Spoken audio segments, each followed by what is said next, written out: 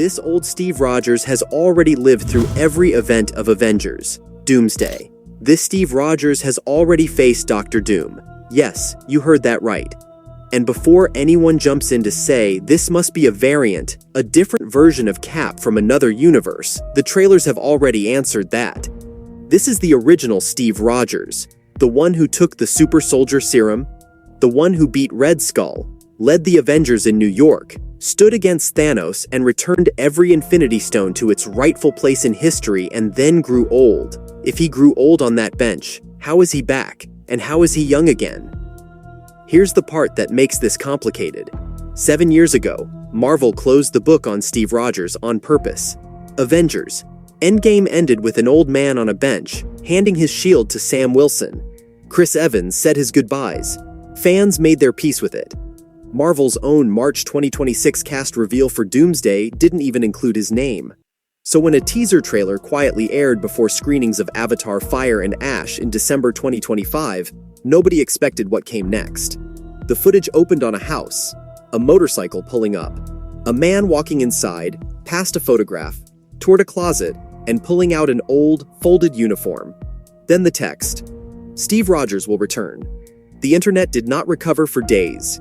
Here's what makes this complicated. Chris Evans didn't just cameo, he's confirmed for Avengers Doomsday, in theaters December 18th, 2026, reprising Steve Rogers for the first time since Endgame. And the most recent trailer, released this July, goes further. Steve is shown reuniting with Thor, and in one moment, doing something only one person in the MCU has ever been worthy of. He picks up Mjolnir. How is a retired super soldier suddenly worthy again, and where has he been? To understand how Steve Rogers is back and back young, not the elderly man we left on that bench, you have to go back to the actual Rule Endgame set for time travel. Most fans remember the scene where the Ancient One explains it to Bruce Banner. Changing the past doesn't rewrite the future you came from. It splits off a new one, a new timeline, a new universe, running in parallel to the one you left. Marvel has kept that rule consistent ever since, through Loki and beyond. That rule is exactly what happened to Steve.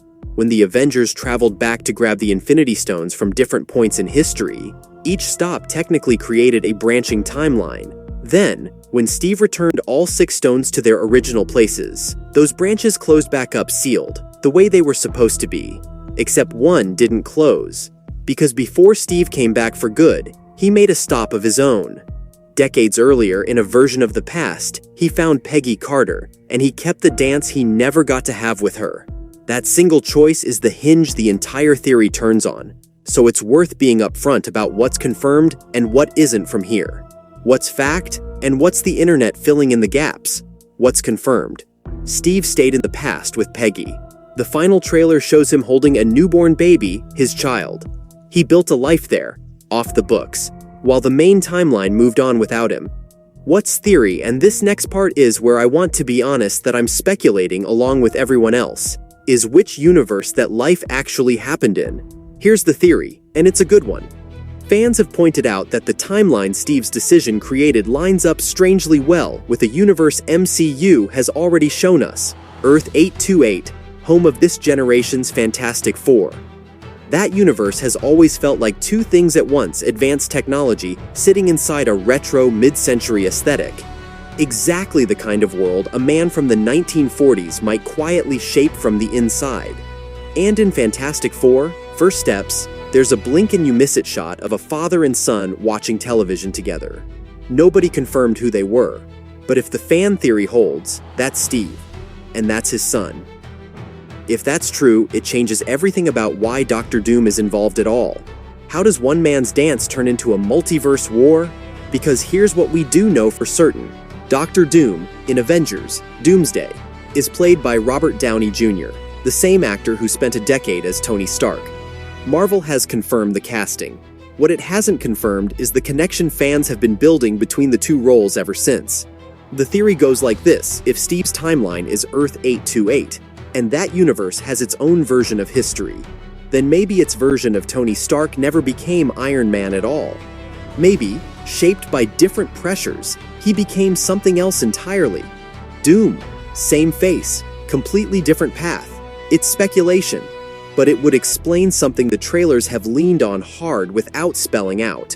Why this Doom seems to already have unfinished business with Reed Richards, and why the movie keeps hinting at rivalry, not just villainy. Now stack the comic book context on top of this, because it adds real weight to the theory, even though it's not confirmed for the film. In the source material, there's a multiversal event called an incursion. What happens when two universes get pulled too close together and start to collapse into each other? It's one of the most catastrophic events Marvel has ever put on a page. If Steve's decision quietly created a new universe, and that universe has spent years drifting closer to the main timeline, an incursion isn't a stretch. It's the logical endpoint. And if that's the mechanism, Doom isn't attacking the multiverse out of ambition alone, he's trying to save his own universe from being erased. That reframes him as something closer to desperate than evil. If this is where Doom's motive comes from, what does that make Steve? It makes Steve Rogers, completely by accident, the person who put the entire multiverse on a collision course.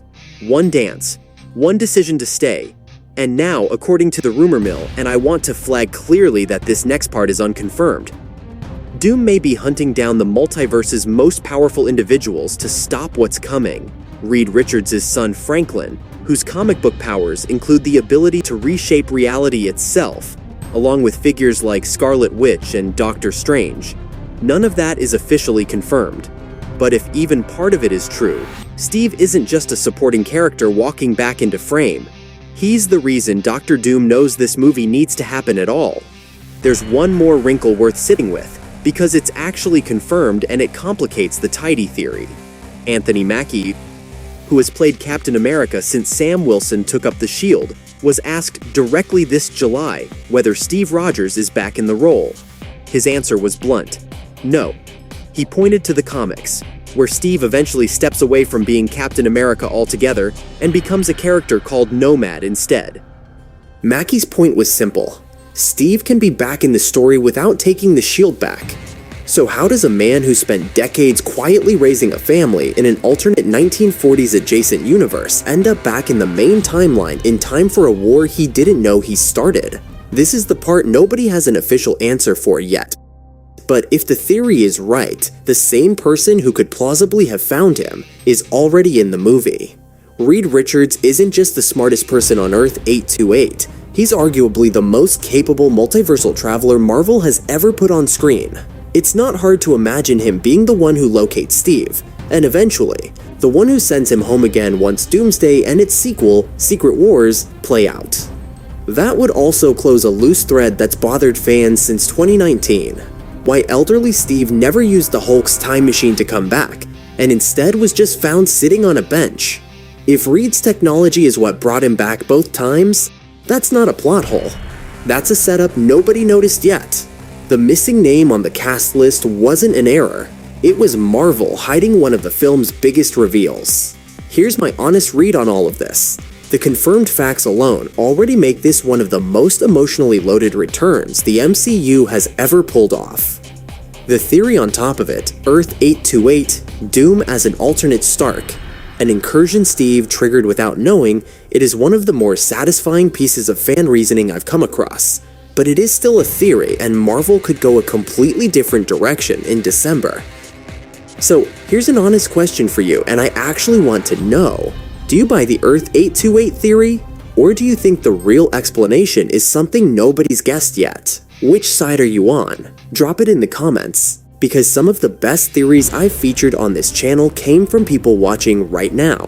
And if you want the full breakdown of what's actually confirmed for Dr. Doom's role once we get closer to December, that's exactly the kind of thing this channel exists for. We're pushing to hit 10,000 subscribers before Doomsday actually releases in theaters, so if this is your first time here, hit subscribe and help us get there before December 18th. Before we go, it's worth remembering just how rare this kind of return is in a franchise this big. Marvel closed Steve Rogers' story once, on purpose, with one of the most quietly devastating endings in blockbuster history. Bringing him back isn't fan service. Whatever December reveals, it means the studio decided his story wasn't actually finished. If this breakdown helped the theory click for you, A like genuinely helps this channel keep making them, and if you've got a theory of your own about where all of this lands, I'll see you in the comments. Steve is worthy of Mjolnir again, because whatever happened in those 7 years changed him. And December 18th is when we finally find out what's. December 18th isn't just when we find out how Steve came back, it's when we find out what 7 years without him actually cost.